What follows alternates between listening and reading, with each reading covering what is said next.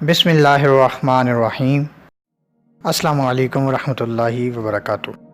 محلے کی مسجد میں تعمیر کا کام شروع ہوا تو مطلوبہ رقم اکٹھے ہونے میں دیر ہو گئی۔ کمیٹی انتظامیہ نے امام صاحب سے کہا، محلے کی اس نکر والا بندہ ہے تو بڑا تاجر، مگر اپنے فاسق و فجور میں انتہا کو پہنچ چکا ہے۔ اگر آپ میں ہمت ہے تو آپ اس سے بات کر لیں، ممکن ہے کہ کوئی صورتحال بن جائے۔ امام صاحب نے حامی بھر لی اور ایک شام تاجر کے گھر جا پہنچے۔ امام صاحب نے دروازے کو لاک کیا اور تھوڑی ہی دیر بعد اندر سے تاجر صاحب رونما ہوئے۔ امام صاحب نے اپنے آنے کی وجہ بتائی تو تاجر صاحب کو غصہ آ گیا اور تاجر بولا، ایک تو تمہارے سپیکروں کی وجہ سے ہر وقت میرا سکون برباد ہوتا ہے اور اوپر سے تم میرے دروازے تک آ پہنچے۔ کیا دوسرے محلے دار مر گئے ہیں جو تم مجھ سے چندہ لینے میرے گھر پہنچ گئے؟ امام صاحب نے کہا، صاحب اللہ کا دیا ہوا موقع ہے اور آپ کے دستے تعاون کی ضرورت ہے۔ اللہ تعالیٰ نے آپ کو بہت نوازا ہے، میں آپ کے ہاں سے خالی ہاتھ نہیں جانا چاہتا، اللہ تعالیٰ آپ کے جان و مال میں برکت دے۔ تاجر نے امام صاحب سے کہا، لاؤ اپنا ہاتھ، میں تمہیں چندہ دوں۔ امام صاحب نے چندہ لینے کے لیے ہاتھ آگے بڑھایا تو تاجر نے امام صاحب کے ہاتھ پہ تھوک دیا۔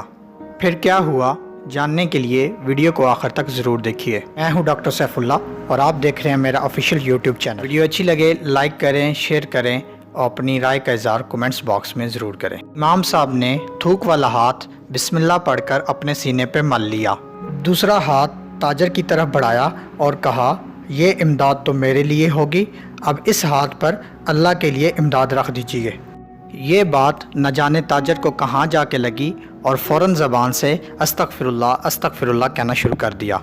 کچھ لمحات کے بعد شرمندہ اور دھیمے لہجے میں بولا، امام صاحب مسجد کے لیے کتنے پیسے درکار ہیں؟ امام صاحب نے کہا کہ آپ ہمیں 3 لاکھ روپیہ دے دیں۔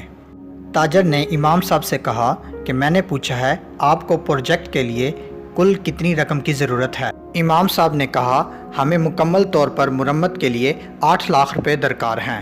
تاجر صاحب اپنے گھر گئے اور ایک چیک بنا کر لائے اور امام صاحب کو دیتے ہوئے کہا، امام صاحب آج کے بعد مسجد کے لیے جتنے بھی خرچے کی ضرورت ہوئی تو آپ مجھ سے لے لیجئے گا۔ اگر ہمیں بات کرنے کا انداز، تمیز اور سلیقہ آ جائے تو بڑے سے بڑا متکبر اور فاسق شخص بھی ہدایت پا سکتا ہے۔